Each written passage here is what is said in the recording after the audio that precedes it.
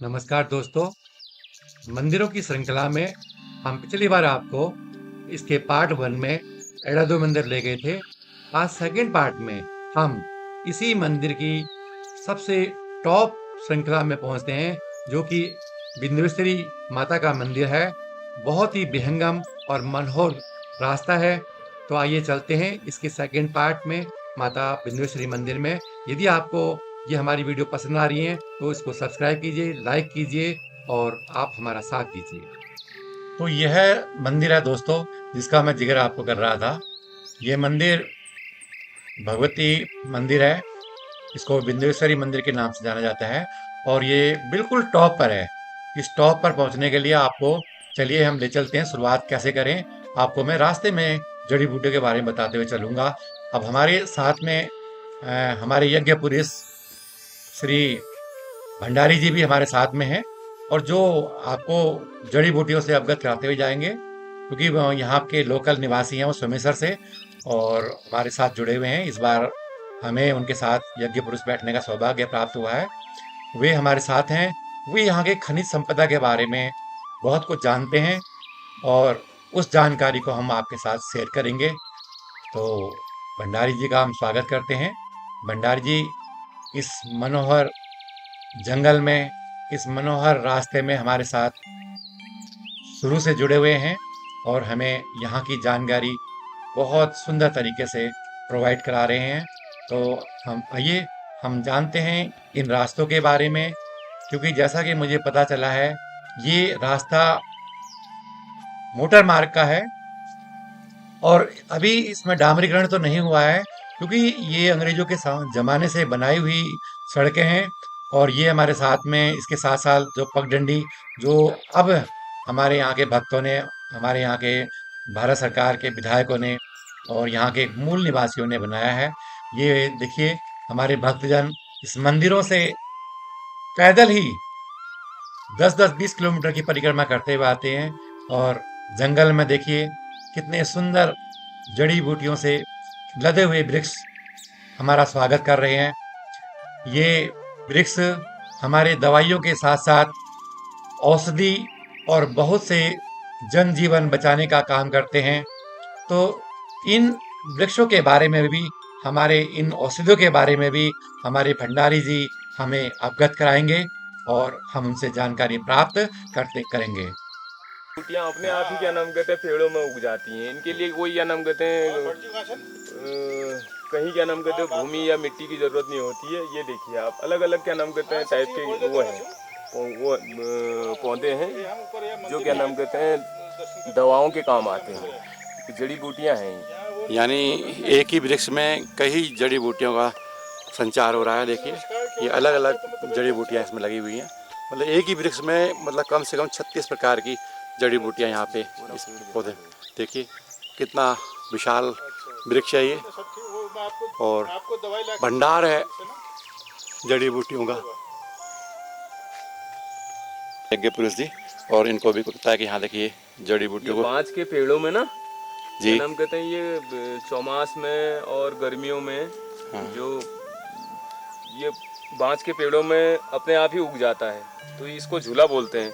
अच्छा, झूला ये क्या नाम कहते हैं हमारे अनेक दवाइयों में काम आता है, मेडिसिन में काम आता है। और इसको इसको इसका चुगान होता है गवर्नमेंट की तरफ से, लाइसेंस बनता है। तो ये गवर्नमेंट इसको क्या नाम कहते हैं अपने लैब में ले जाके क्या नाम कहते हैं वहाँ संस्थानों में, विज्ञान के संस्थानों में जहाँ रिसर्च होता है, वहाँ ले जाके फिर इसकी दवा बनती है। अच्छा, तो आयुर्वेदिक दवाओं के काम आता है। तो ये अक्सर बांस के ही पेड़ों में क्या नाम कहते हैं मिलता है, और ऐसे ही जंगलों में मिलता है, जैसे दुनागिरी, एड़ादेव, जो बड़े जो ऊंचे ऊंचे क्या नाम कहते हैं वो हैं, बांस के जंगल हैं। तो वहाँ पर इनका क्या नाम कहते हैं ये मिल जाती है। ये अनेक जड़ी बूटियाँ मिला के क्या नाम कहते हैं आयुर्वेदिक दवाइयों का काम आता है। धन्यवाद भंडारी जी, आपने बहुत सुंदर जानकारी दी हमें। क्योंकि ये देखिए ये बांस का पेड़ है और ये जड़ी बूटी इसमें ये लगी हुई हैं। ये जो है उच्च जो हमारे वैज्ञानिक लैबों में ले जाते हैं और लैबों के द्वारा इसकी टेस्टिंग करके इसको हम जन कल्याण के लिए इसका दवाई का इस्तेमाल होता है। बहुत सुंदर जानकारी हमें जो है भंडारी जी ने दी। बहुत बहुत धन्यवाद आपका।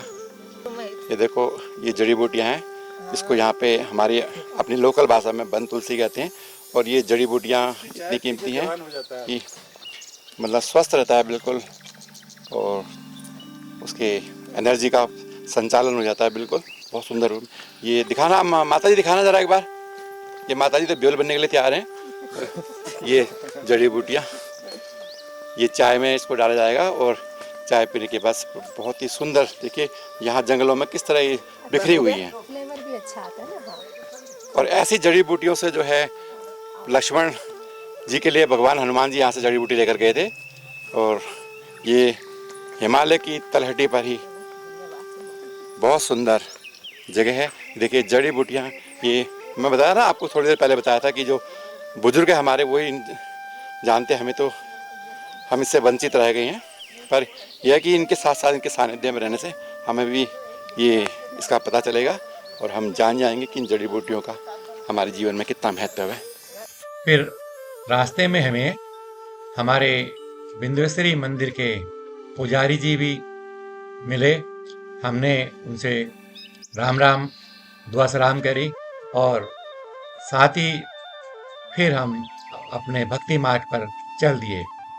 हमारे साथ काफ़ी भक्त लोग थे जो आपको इन दृश्यों में दिखाई देंगे। मंदिर के इस विहंगम रास्ते में देखिए गायिका कौशल पांडे भी दूर से कैमरे ने उनको कैच किया है और वो भी यहाँ पे भक्तों के साथ इनकी टोली में शामिल है। तो आइए जानते हैं भंडारी जी कुछ बताना जा रहे हैं। ये अनेक प्रकार की क्या नाम कहते हैं जड़ी बूटियां अपने आप ही क्या नाम कहते हैं पेड़ों में उग जाती हैं। इनके लिए कोई क्या नाम कहते हैं कहीं क्या नाम कहते हैं भूमि या मिट्टी की जरूरत नहीं होती है। ये देखिए आप, अलग अलग क्या नाम कहते हैं टाइप के वो पौधे हैं जो क्या नाम कहते हैं दवाओं के काम आते हैं। ये जड़ी बूटियां हैं। यानी एक ही वृक्ष में कई जड़ी बूटियों का संचार हो रहा है। देखिए ये अलग अलग जड़ी बूटियाँ इसमें लगी हुई हैं। मतलब एक ही वृक्ष में मतलब कम से कम 36 प्रकार की जड़ी बूटियाँ यहाँ पे इस पौधे। देखिए कितना विशाल वृक्ष है ये, और भंडार है जड़ी बूटियों का। कितना विशाल है, आसमान की ऊंचाइयों तक।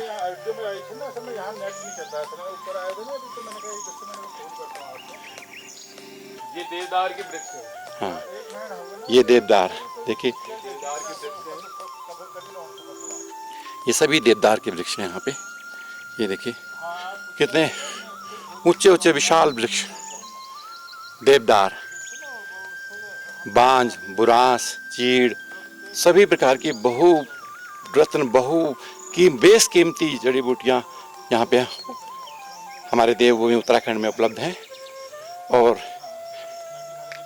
कोशिश ये रहेगी कि भारत सरकार से भी हम निवेदन करेंगे कि यहाँ और अपने जो बुजुर्ग हमारे पुराने लोग हैं जो इन जड़ी बूटियों को जानते हैं, हम जाएंगे कि कुछ इस पे एक ऐसा रिसर्च करके एक ऐसी कोई पुस्तक लिखी जाए या और अन्य लोगों को जो दूसरी युवा पीढ़ी है उसको बताया जाए। ये घिंगारू क्या नाम कहते हैं, ये कंदमूल फल में आता है। इसका क्या नाम कहते हैं पहले से ऋषि मुनि जो भी क्या नाम कहते हैं जंगल में जैसे जानवर क्या नाम कहते हैं बंदर, भालू, इसमें जब फल आता है तो लाल लाल दाना आता है छोटा छोटा, तो उसका क्या नाम कहते हैं उसको भोजन की तरह अन्न ग्रहण करते हैं, तो इसको कहते हैं घिंगारू। देखिए ये घिंगारू का पेड़ है। ये अभी छोटे छोटे हैं, जैसे ये है हिसालू। ये कंदमूल फलों की क्या नाम कहते हैं पौधे हैं, ये जब पेड़ हैं तो इनमें क्या नाम कहते हैं बाद में जब ये बड़े हो जाते हैं, बड़े घनघोर होते हैं, उस समय इनमें फल आता है। तो जंगल में खाने के लिए क्या नाम कहते हैं इन्हीं चीज़ों का क्या नाम कहते हैं प्रयोग किया जाता है। ये मोरपंखी की, ये किलमोड़ी है। हाँ ये किलमोड़ी है। ये किलमोड़ी है, इसमें भी फल आता है, छोटे छोटे दाने टाइप के आते हैं, जिनको क्या नाम कहते हैं खा के हम क्या नाम कहते हैं कई दिनों तक क्या नाम कहते हैं अपना जीवन यापन कर सकते हैं।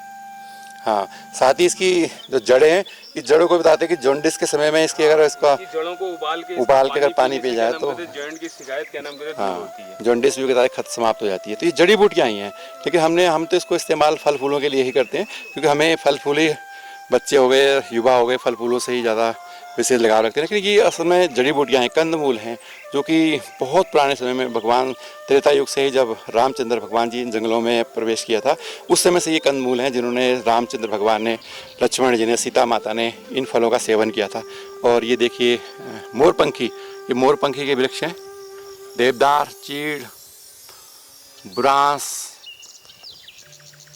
कई अन्य प्रकार की यहाँ पे जड़ी बूटियाँ।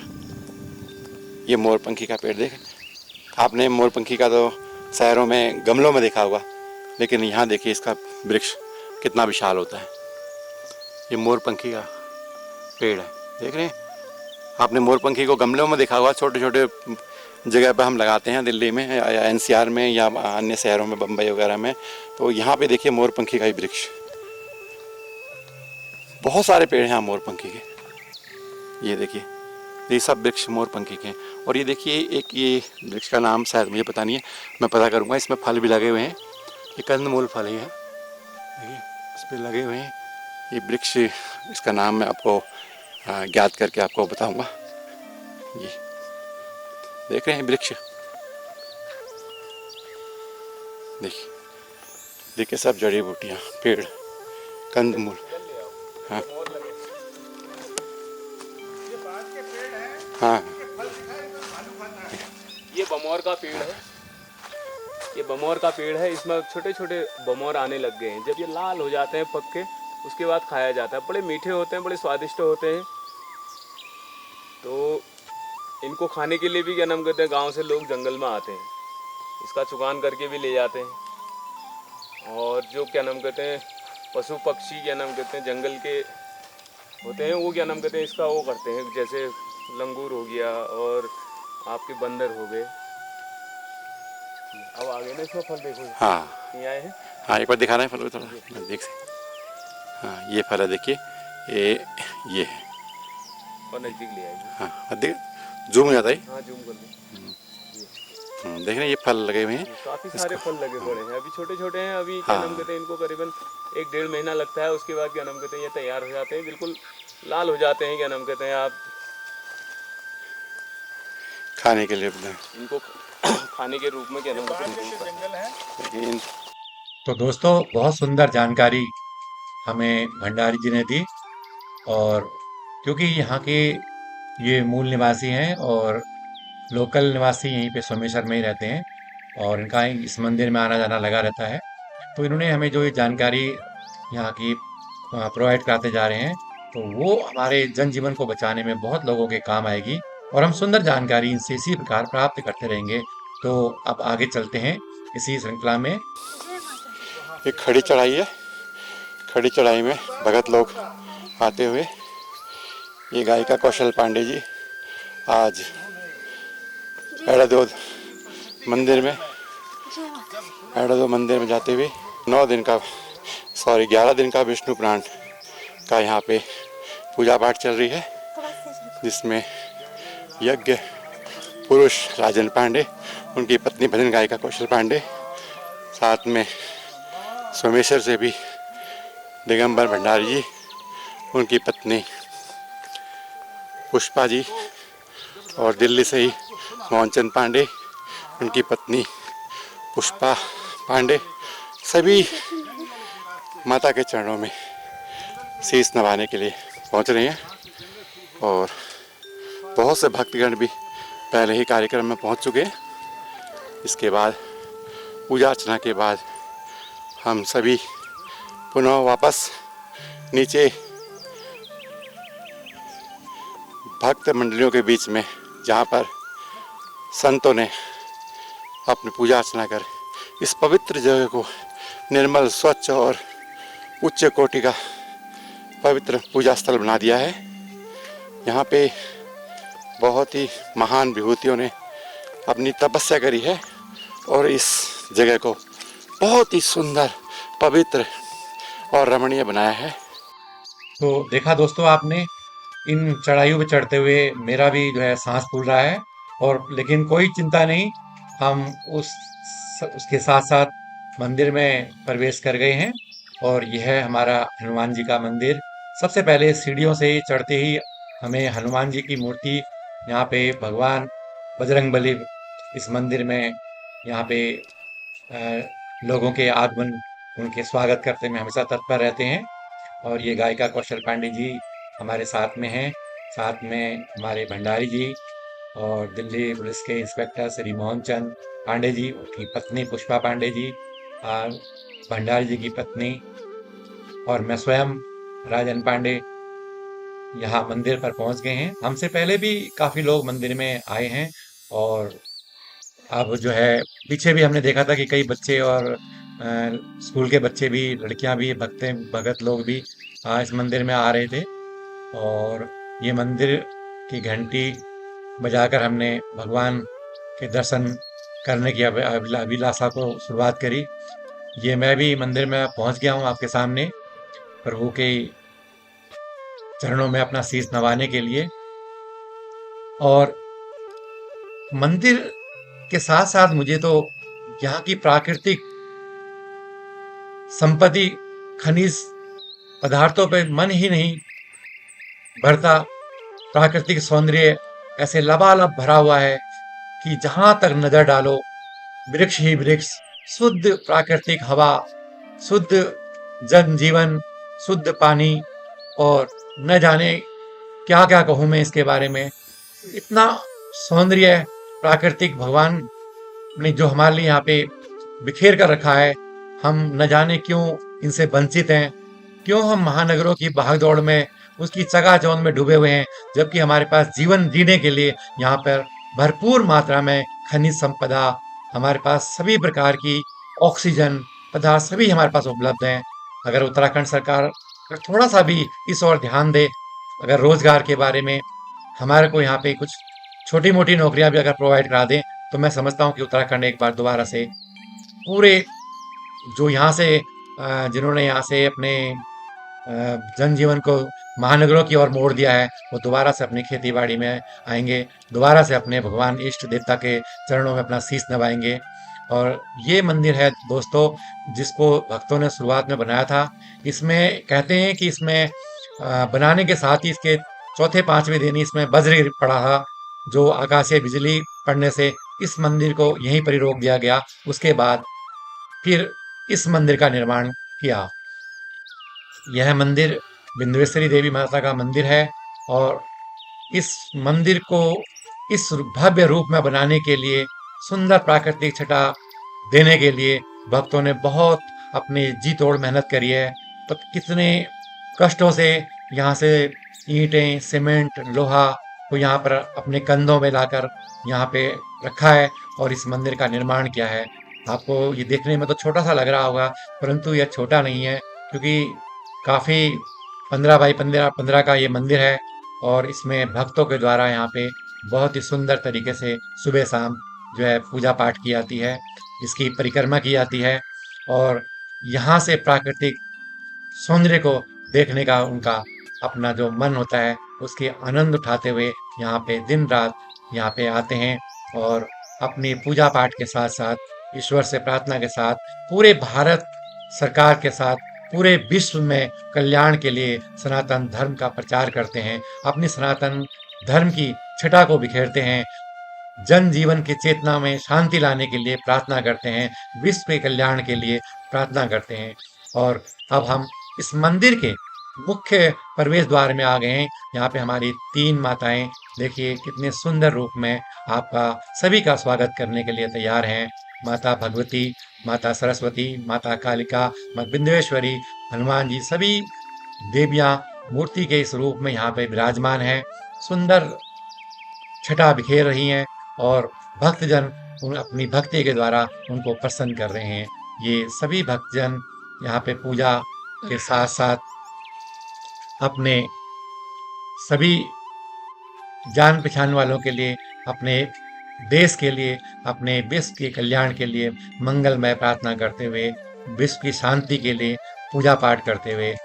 और ये देखिए यहाँ पे चारों तरफ भक्तों ने यहाँ पे घंटियाँ ही घंटियाँ चढ़ाई हुई हैं। ये सभी भक्त यहाँ आते हैं, अपनी मनोकामना पूर्ण होने पर यहाँ पर घंटियाँ चढ़ाते हैं। और इस प्रकार हम इस मंदिर पर पहुँचे और सुंदर दृश्य प्राप्त किया। ये भगत लोग यहाँ पे एड़ादेव मंदिर की देवी के पास अपनी पूजा अर्चना करते हुए। और ये इसमें यज्ञ पुरुष भी हैं। और ये मोहनचंद पांडे दिल्ली से आए हैं, इंस्पेक्टर दिल्ली पुलिस। पुष्पा पांडे गायिका, भजन गायिका कौशल पांडे, पुष्पा भंडारी जी और दिगंबर सिंह भंडारी जी, जो कि यहाँ के यज्ञ पुरुष हैं। और ये 11 दिन की इनकी तपोस्थली में यहाँ बैठे हुए हैं। और यदि आप भी पूजा अर्चना, सत्संग, भंडारा, किसी प्रकार का भगवान के मंदिर में योगदान देना चाहते हैं तो यहाँ पहुँच सकते हैं। यहाँ पे सोमेश्वर से, मनान से, रानीखेत से सड़क के द्वारा भी पहुँचा सकता है, पैदल भी आ सकते हैं। तो लोग अब मंदिर की, देवी मंदिर की पूजा करने के बाद अब भैरव मंदिर में जाकर पूजा अर्चना करेंगे। ये मंदिर के साथ साथ एक छोटा सा रास्ता है जो कि भैरव मंदिर के लिए जाता है। इस मंदिर की अगर मैं आपको चारों ओर दिखाऊं तो ये देखिए, जहाँ तक आपको नजर आएगी वहाँ पे सुंदर बांज के, बुरांस के और देवदार, किलमोड़ी, सालू, काफल, ये काफल का पेड़ है। और ये भैरव मंदिर की ओर जाते हुए ये देखिए, भैरव मंदिर के लिए जाते हुए संकीर्ण रास्ता है, बिल्कुल सावधान होकर जाना पड़ता है, बिल्कुल पैरों को संभाल के। ये अभी तो ये भक्तों के द्वारा यहाँ पे सीमेंट की ये सीढ़ियाँ बना दी गई हैं, लेकिन आप ये देखिए जब संतों ने यहाँ पे तपस्या की होगी तो कितना घनघोर जंगल होगा। यहाँ पे सभी प्रकार के जीव जंतु, जानवर, बाघ, चीता, शेर, लोमड़ी, सभी प्रकार के यहाँ पे हिरन, और जो बहुत ही सुंदर ये जंगल, और इस जंगल के बीच में ये मंदिर, और इस मंदिर के ये भैरव मंदिर से भगत लोग वापसी आते हुए। अब देखिए इतने संकीर्ण रास्ते में आज तो ये भक्तों के द्वारा सीमेंट की सीढ़ियाँ बना दी गई हैं, तो सोचिए यहाँ से 100 साल पहले जब संतों का यहाँ आगमन हुआ कितना घनघोर जंगल होगा, ना सीढ़ियाँ थी ना रास्ता था, और यहाँ पे आके उन्होंने पूजा और अपनी तप की है। ये हमारे भैरव बाबा जी यहाँ बैठे हुए हैं, और ये जय भैरव देवता। तो पूजा अर्चना करने के बाद सभी भक्तजन थोड़ा आराम करते हुए और भगवान की इस छवि को अपने मन, मस्तिष्क, दिमाग, आँखों सभी जगह पर बसाने के लिए यहाँ पर थोड़ा आराम कर रहे हैं, और ये सुंदर प्राकृतिक दृश्य का भरपूर आनंद उठाने के लिए यहाँ पर आए हुए हैं। और क्योंकि इसके बाद ये लोग दिल्ली को निकलेंगे, तो यहाँ पर इस प्राकृतिक छटा को अपने मस्तिष्क में भरपूर भरकर इसका आनंद उठाना चाह रहे हैं, और इसलिए कुछ क्षणों के लिए यहाँ पर आराम कर रहे हैं मंदिर की परिक्रमा करने के बाद। और थोड़ा सा यहाँ पे सुस्ती को दूर करने के लिए ये नन्हे मुन्ने भगत जन भी काफ़ी दूर दूर से आए हुए हैं। उसके बाद हम वापस प्रस्थान करेंगे। और तो दोस्तों, आपको के हमारा ये वीडियो कैसा लगा आप हमें अवश्य बताएं। और एक विनती और है, क्योंकि कई लड़कियां, कई महिलाएं गंदे गंदे ब्लॉग में अपनी गंदी गंदी अपनी प्रस्तुतियां देती हैं, आप उसको भरपूर प्यार करते हैं, भरपूर सब्सक्राइब करते हैं, भरपूर लाइक करते हैं, और लेकिन हम इस दुर्गम स्थान पर आपको इस भगवान के सनातन धर्म का प्रचार करने के लिए आपको ये वीडियो लेकर आए हैं। अगर आपको ये पसंद आए तो आप अवश्य इसको सब्सक्राइब करें, इसको लाइक करें, और ज़रूर अपने दोस्तों को भी शेयर करें। तभी हम आपको इसके आगे बहुत सारी जो आगे की बातें हैं थर्ड पार्ट में शेयर करेंगे।